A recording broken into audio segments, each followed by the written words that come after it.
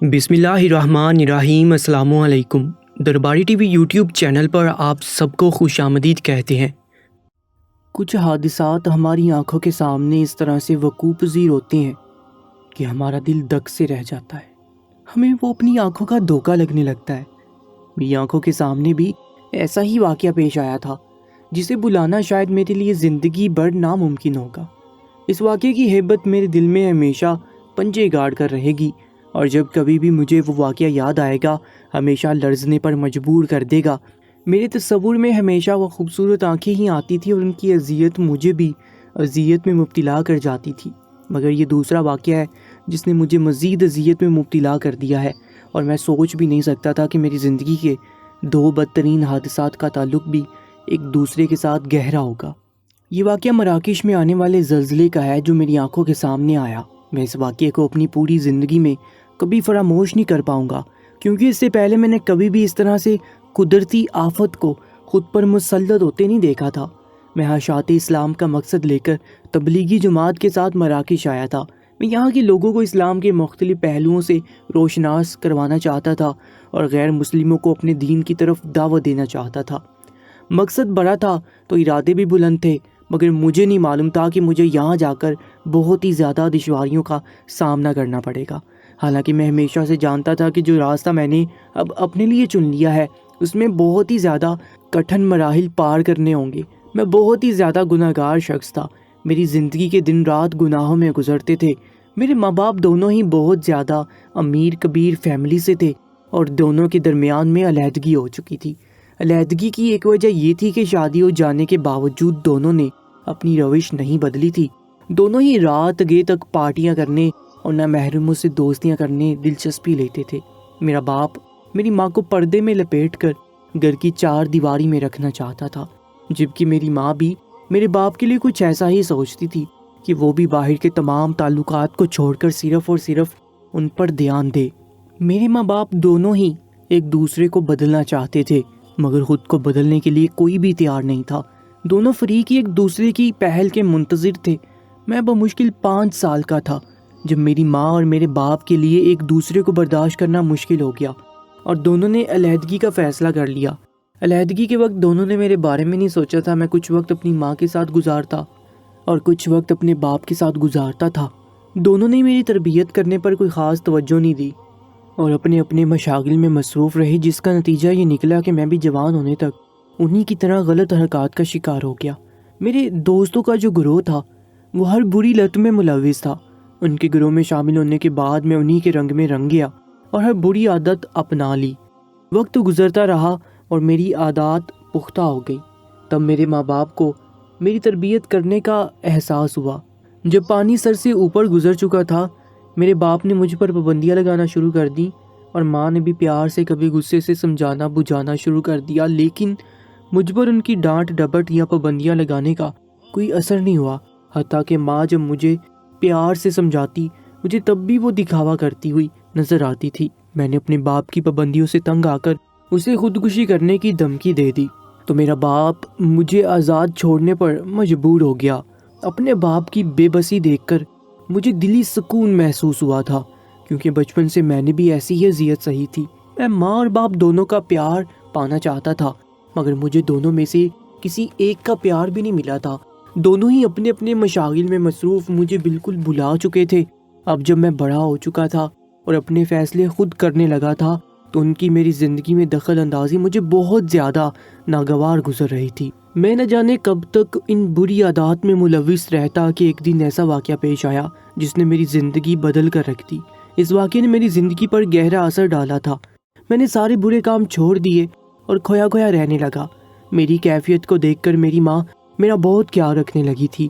پھر میں ماں کے قریب ہوتا گیا اور انہیں اپنے ساتھ پیش آنے والے سارے واقعات کے بارے میں تفصیل سے بتا دیا۔ میری ماں نے گناہوں سے توبہ کو میرے لیے بہترین حل قرار دے دیا۔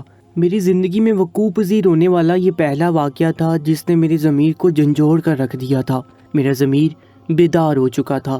اب ہر روز مجھے پچھتاوے کے چابک رسید کرتا رہتا تھا۔ میں ضمیر کی مار کھا کر ادمرہ ہو جاتا تھا اور اپنے اس آخری گناہ پر ہمیشہ ملال میں ڈوبا رہتا تھا۔ 2 شہد رنگ آنکھیں ہمیشہ میرے تصور کے پردے میں آ کر मुझ से शिकवा करती हुई और मुझे बद्दुआएं देती हुई दिखाई देती थी। आज फिर मैं ख्वाब में सोते हुए उसे ही देख रहा था। उसकी आंखें और सिसकियां मुझे नींदों से जगा देती थी। फिर मेरी पूरी रात बेचैनी और तशनगी में गुजरती थी। मैं उससे एक बार माफ़ी मांग लेना चाहता था, मगर अब उसे ढूंढ पाना मेरे लिए नामुमकिन हो गया था। मुझे रत जगहों के अजाब देखकर वो न जाने ज़माने की भीड़ में कहाँ गुम हो गई थी। मेरी माँ भी पहले से बहुत बदल चुकी थी। मैंने भी अपने सारे गुनाहों पर माफ़ी मांग ली। हर गुनाह के काम को छोड़ने और उस पर माफ़ी मांगने के बाद मुझे सुकून आता गया, मगर एक गुनाह जो मैं कर चुका था वो मुझे हर पल बेकरार रखता था और किसी घड़ी सुकून का सांस नहीं लेने देता था। मैंने अपने दिल से उस गुनाह को मिटाने के लिए एक मदरसे में जाना शुरू कर दिया और वहाँ पर कुरान पाक हिफ्ज़ करने लगा। मैं बचपन से ज़हीन था और दिल लगाकर कुरान पाक पढ़ रहा था, इसलिए मुझे कुरान पाक हिफ्ज़ करने में ज़्यादा वक्त नहीं लगा। मेरी ज़हानत से मुतासिर होकर मेरे उस्ताद मोहतरम ने मुझे अपनी तबलीगी जमात में शामिल कर लिया, जो मुख्तलिफ ममालिक में जाकर इशाअत इस्लाम का फरीज़ा सर अंजाम देते थे। तबलीगी जमात में शामिल होने के बाद मेरी ज़िंदगी के एक नए सफ़र का आगाज़ हुआ। इस सफ़र में पेश आने वाला वाक़या मेरी ज़िंदगी के पहले वाक़ये से भी ज़्यादा भयानक था, जिसे मैं चाह कर भी कभी नहीं भुला सकूँगा। तबलीगी जमात के साथ मेरा क़याम मुख्तलिफ ममालिक में होता रहता था। इस बार मैं तबलीगी जमात के साथ मराकश गया। मराकश में हमारा क़याम एक मस्जिद में था, मगर जैसे ही रात के 10 बजे मस्जिद की इंतज़ामिया ने हमारा सामान छीनकर हमें मस्जिद से बाहर निकाल दिया। मैं और मेरे साथी हैरान थे कि हमारे साथ ये सलूक क्यों किया जा रहा है। हम चुपचाप खुले आसमान तले खड़े थे कि अचानक ज़मीन लरज़ने लगी और वहाँ कुछ ऐसा हुआ जिसे देखकर आंखों पर यकीन करना मुश्किल हो गया। मैं अक्सर ममालिक में तबलीगी जमात के साथ जाता रहता था, मगर आज मेरी माँ मुझे रुखसत करते हुए रो रही थी और अपने दिल में आए खदशात को मेरे सामने बयान कर रही थी। मैं हैरान हो रहा था। मेरे पास वक्त कम था, इसलिए मैं माँ को गले से लगाए तसल्ली और दिलासा देते हुए अपने सफ़र पर रवाना हो गया। इस सफ़र में भी मैं हमेशा की तरह उसी के ख्यालों में खोया हुआ था। मैं बस इतना चाहता था कि किसी तरह भी वो मेरे सामने आ जाए और मैं अपनी इस गुनाह की माफ़ी मांग लूँ। मैं मुझसे सरजद हो गया था और अब इसका मलाल मुझे जीने नहीं देता था। इसके ख्याल में पता ही नहीं चला सफ़र कब कट गया और हम मराकश पहुँच गए। मगर यहाँ किस्मत मेरे साथ अजीब खेल खेलने वाली थी। मराकश के लोगों ने हमें खुश दिली से खुशामदीद कहा और हम मुख्तलिफ इलाका जात में जाकर इशाअत इस्लाम करने लगे। गुनाह से तौबा के बाद अल्लाह ताला ने मेरी आवाज़ में इतनी तासीर पैदा कर दी थी कि जो भी एक बार मुझे सुनता वो सुनता ही रह जाता। मैं बचपन ही से बहुत खूबसूरत था और अब जब मैंने चेहरे पर दाढ़ी शरीफ सजा ली थी तो बकौल मेरी माँ इस कदर हसीन हो गया था कि जो निगाह मेरी तरफ उठी ही रह जाती। मुझे गैर इरादी तौर पर एक बार देखने वाला इरादी तौर पर पलट कर दूसरी बार ज़रूर देखता था, मगर मुझे आईने में हमेशा अपना चेहरा बहुत मकरूह और फरेबी लगता था। अपनी माँ की बातें सुनकर मैं हमेशा मुस्कुरा देता था, क्योंकि ज़िंदगी में अब इतना गुनाह करने के बाद अपनी माँ का दिल दुखाने का गुनाह अपने सर लेने की हिम्मत मुझ में नहीं थी। मुख्तलिफ इलाका जात में इशाअत इस्लाम के बाद अब हम मराकश के एक बड़े शहर में मौजूद थे। यहाँ भी हमें बहुत ज़्यादा खुशदिली से खुशामदीद कहा गया था। दिन भर इशाअत इस्लाम में मसरूफ़ रहता और रात को अपने गुनाह पर निदामत के आंसू बहाता रहता, मगर मेरी ज़िंदगी से सुकून अब तक नापैद था और मुझे तब तक सुकून मिलने वाला नहीं था जब तक कि मैं इससे माफ़ी ना मांग लेता। इसी तरह दिन गुजर रहे थे। एक रात हम मस्जिद में थे जब मराकश के एक बहुत बड़े बुज़ुर्ग जो पाकिस्तानी ही थे हमारी मस्जिद में हमसे मुलाकात की गर्ज से आए। वह मस्जिद में दाखिल होने के बाद बारी बारी हमसे मिलने लगे और जैसे ही उनकी नज़र मुझ पर पड़ी उनका चेहरा गुस्से से लाल हो गया। उन्होंने मस्जिद के खादिमीन से फ़ौरन हमारा सामान छीनने और हमें मस्जिद से बाहर निकाल देने का कहा। उनकी ये बात सुनकर मस्जिद के खादिमीन भी हैरान थे, लेकिन उनकी बात मानने के अलावा उनके पास और कोई रास्ता भी नहीं था, क्योंकि वो मकामी थे और उनके मोहतरम बुजुर्ग थे, जबकि हम दूसरे मुल्क से आए हुए थे जो कुछ भी हो सकते थे। इसलिए उन्होंने हमारा सामान छीना और हमें बाहर निकाल दिया। मेरे तबलीगी जमात के साथी उनके इस रवैये पर हैरान थे, मगर मैं उनके इस रवैये की वजह जानता था, इसलिए चुपचाप खड़ा था। हम खुले आसमान के नीचे खड़े थे, परेशान थे कि अब कहाँ जाए, पनाह तलाश की जाए। हमसे तो हमारा सामान भी छीन लिया गया था। हमें वहाँ खड़े अभी बमुश्किल 10 मिनट हुए थे कि अचानक पूरा मराकश लरज़ उठा था और खौफनाक तरीन ज़ल्ज़ला आ गया। मेरी नज़रों के सामने ही बुलंदो बाला इमारतें मलबे का ढेर बनने लगी। मैं परेशान सा सूरत हाल का जायज़ा ले रहा था। मेरी समझ में कुछ भी नहीं आ रहा था कि کہ میرے ارد گرد کیا ہو رہا ہے۔ عمارتوں کا اس طرح زمین بوس ہوتے دیکھنا اور لوگوں کی چیخو پکار سننا بہت ہی تکلیف دہ عمل تھا، اور میں اس عمل سے گزرتے ہوئے بہت بے چین ہو رہا تھا، کیونکہ مجھے تو پہلے بھی دلی سکون نہیں تھا، اور میری آنکھوں کے سامنے اس طرح کا واقعہ ہونا مجھے پہلے سے بھی زیادہ بے چین کر رہا تھا۔ مراکش میں آنے والے اس زلزلے کی شدت تقریباً 6.8 ریکارڈ کی گئی تھی۔ میں اپنی آنکھوں کے سامنے لوگوں میں پھیلا خوف و ہراس دیکھ رہا تھا۔ زندگی کیسے ایک لمحے میں ختم ہو جاتی ہے، اس بات کا آج مجھے احساس ہوا تھا۔ اگر مجھے اللہ تعالیٰ اپنے گناہوں سے توبہ کی مہلت نہ دیتا تو میرا انجام کیا ہوتا، یہ سوچ میری روح کو لرزا دینے کے لیے کافی تھی۔ میں وہیں گھٹنوں کے بل زمین پر بیٹھ گیا، رو رو کر اللہ کا نام لینے لگا۔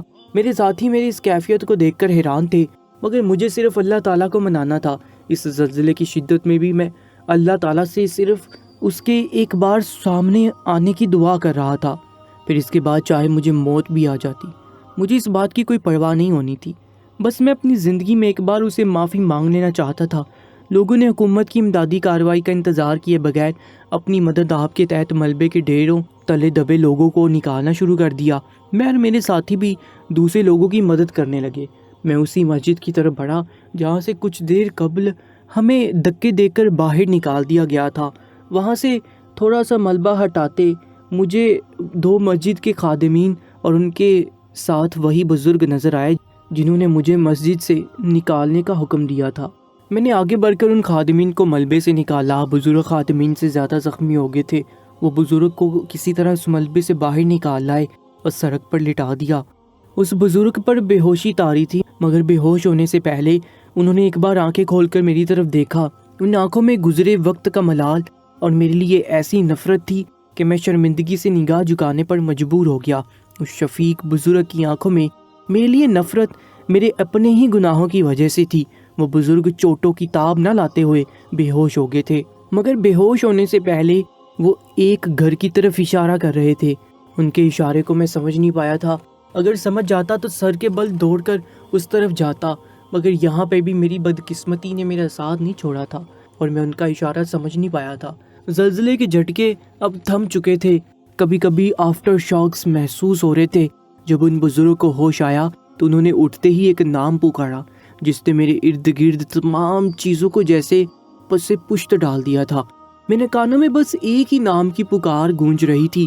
میں حیرت اور صدمے کی کیفیت میں گھرا ہوا ان سے یہ بھی پوچھنا بھول گیا تھا کہ آخر وہ کیا بات کر رہے ہیں۔ پھر اچانک ان کے لب ہلے اور میں ان کے پاس سے اٹھ کر سرپٹ ایک ملبے کے ڈھیر کی طرف بھاگا اور دیوانوں کی طرح جا کر اینٹ اور پتھروں کو اٹھا کر ادھر ادھر پھینکنے لگا اور وہاں سے اپنی زندگی کے سکون کو تلاش کرنے لگا۔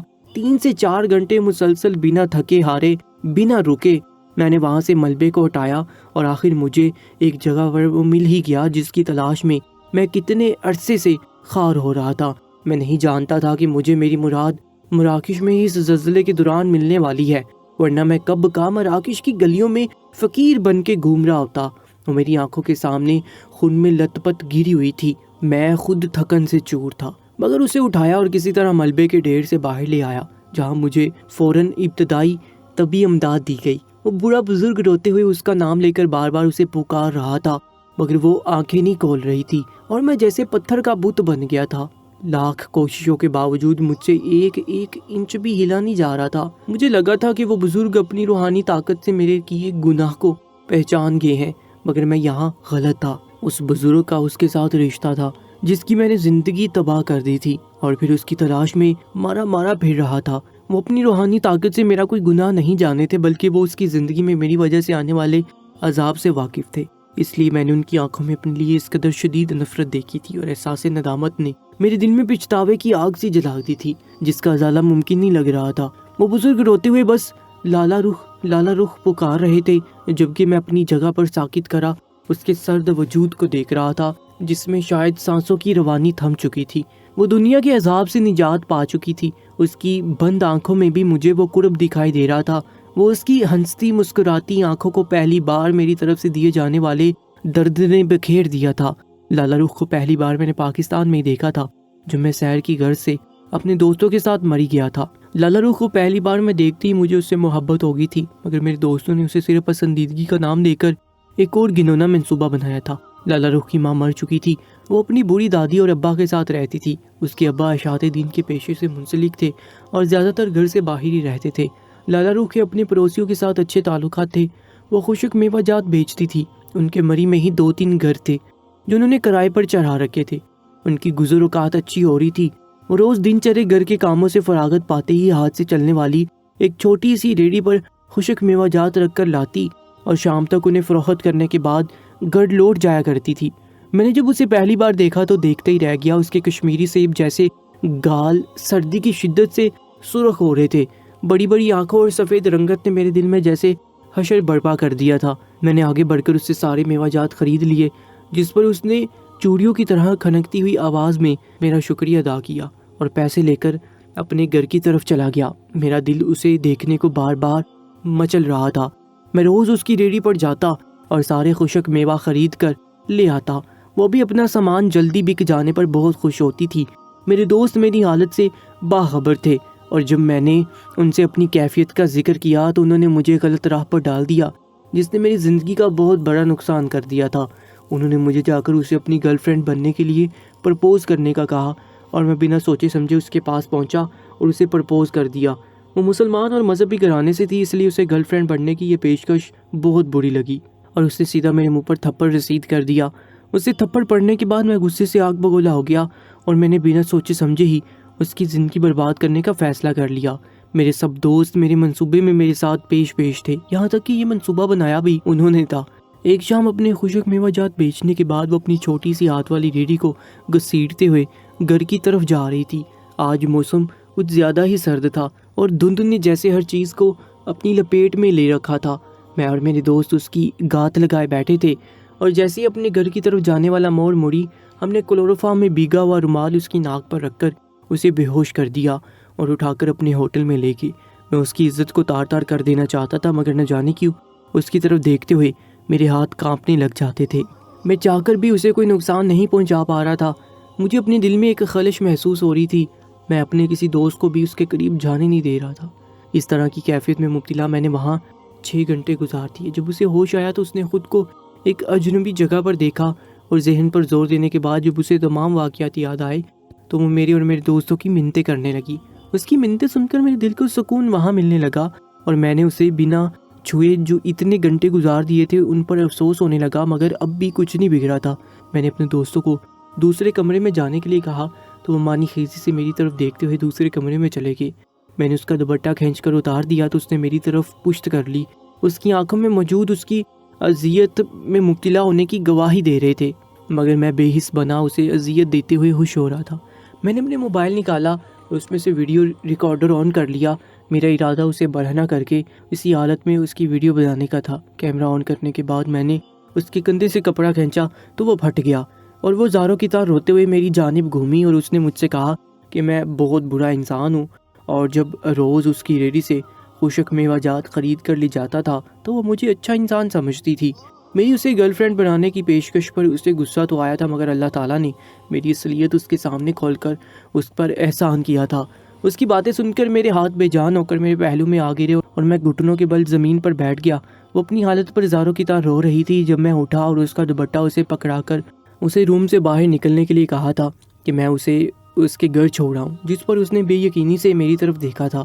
جب میں دوستوں کے سامنے اسے اس کے گھر چھوڑنے جا رہا تھا تو میرے دوستوں نے درمیان میں مداخلت کی اور مجھے کہا کہ وہ بھی اس لڑکی کے ساتھ وقت گزارنا چاہتے ہیں، جس پر میرے اور میرے دوستوں کے درمیان لڑائی شروع ہوگی۔ میرے ایک دوست نے میرے سر میں گلدان مار کر مجھے بے ہوش کر دیا اور اس لڑکی کو کھینچ کر ہوٹل کے کمرے میں لے کے جہاں اس کی عزت چھین لی گئی۔ میرے دوست اس کی عزت خراب کرنے کے بعد ہوٹل سے فرار ہو چکے تھے، جبکہ مجھے ہوٹل کے عملے نے بے ہوشی کی حالت میں اٹھا کر علاج کی گھر سے ڈاکٹر کے پاس چھوڑ دیا۔ اس لڑکی کے ساتھ ہونے والا حادثہ ہوٹل کا عملہ دیکھ چکا تھا، مگر اپنے ہوٹل کے ساکھ بچانے کے لیے انہوں نے اس لڑکی کو صاف کپڑے پہنا کر اس کے گھر چھوڑ دیا۔ وہ لڑکی اپنی عزت کی اس طرح لٹ جانے پر صدمے میں چلی گئی اور پاگل ہو گئی۔ آس پاس کے گھروں میں بھی اس کے ساتھ ہونے والے واقعے کی بھنک لگ گئی تھی اور ان کا گھر سے نکلنا محال ہو گیا تھا۔ مجھے 3 دن بعد ہوش آیا تھا کیونکہ سر میں گہری چوٹ لگی تھی، جس کی وجہ سے خون بہت بہہ چکا تھا۔ میں جب اس کے گھر پہنچا تو وہاں لگے ہوئے بڑے سے تالے نے میرا منہ چڑھایا۔ میں نے پڑوس سے پتہ کیا تو پتہ چلا کہ لڑکی کا باپ 1 دن پہلے آیا تھا اور اس لڑکی اور اپنی ماں کو لے کر نہ جانے کہاں چلا گیا تھا۔ किसी को भी इनके बारे में कोई खबर नहीं थी। मैं उसे ढूंढते हुए ज़ियत में मुब्तला होकर दर दर भटक रहा था और आज उसे इस तरह बेजान हालत में देखकर मेरा दिल सदमे से फटने के करीब था। उसके बाप के मुंह से निकलने वाली लाला रुख की पुकार ने मुझे ये समझ लेने पर मजबूर कर दिया था कि ये वही लड़की है जो मेरी दोस्तों की दरिंदगी का निशाना मेरी वजह से बनी थी। और अब मुझे महसूस हो रहा था कि अगर लाला रुख को होश न आया तो मैं पूरी ज़िंदगी बेसुकून रहने वाला हूँ। मैं दीवाना वार लाला रुख की तरफ भागा और उसने अपनी गोद में उठाए इब्तदाई तबी इमदाद वालों के पास पहुंचा। उनके जख्मों से बहता खून साफ करने के बाद डॉक्टर्स ने उसे फ़ौरन किसी अस्पताल में ले जाने के लिए कहा। डॉक्टरों ने लाला रुख की हालत बहुत ही तशवीशनाक बताई थी। मैं उसे अस्पताल लेकर पहुंचा। डॉक्टर ने उसका चेकअप और मुआयना करने के बाद मुझे ये खुशखबरी सुना दी थी कि लाला रुख की सांसें अभी थमी नहीं थी बल्कि वो कोमा में चली गई थी। इस खबर ने जहां एक पल के लिए मुझे सुकून पहुंचाया था, वहीं उसके कोमा में चले जाने की खबर ने मेरे दिल पर बिजलियां गिरा दी थी। मराकश में आए ज़लज़ले का आज तीसरा दिन था और मैं लाला रुख के पास इस उम्मीद पर बैठा हूँ कि लाला रुख जब होश में आएगी तो मैं उससे माफ़ी मांगकर उसे अपना लूँगा। उसके बाबा ने भी मेरी हालत को देखते हुए मुझे माफ़ कर दिया है। वो लाला रुख के साथ वो इस जुल्म का हिसाब लेने मेरे पास आए थे, मगर मुझे बेहोश देखकर उन्होंने मेरा फ़ैसला अल्लाह पर छोड़ दिया था और लाला रुख और अपनी माँ को लेकर मराकश आन बसे थे। अब मैं बस बेसुकूनी को दिल में बसाए लाला रुख के होश में आने का इंतज़ार कर रहा हूँ। दोस्तों, आज की सच्चे वाक़ये के बारे में अपनी कीमती राय से हमें ज़रूर आगाह कीजिएगा और ऐसी सच्ची और सबकआमूज़ कहानियों और वाक़यात के लिए हमारे चैनल को सब्सक्राइब कर लीजिएगा। अपना बहुत ज़्यादा ख्याल रखा करें। अल्लाह निगहबान।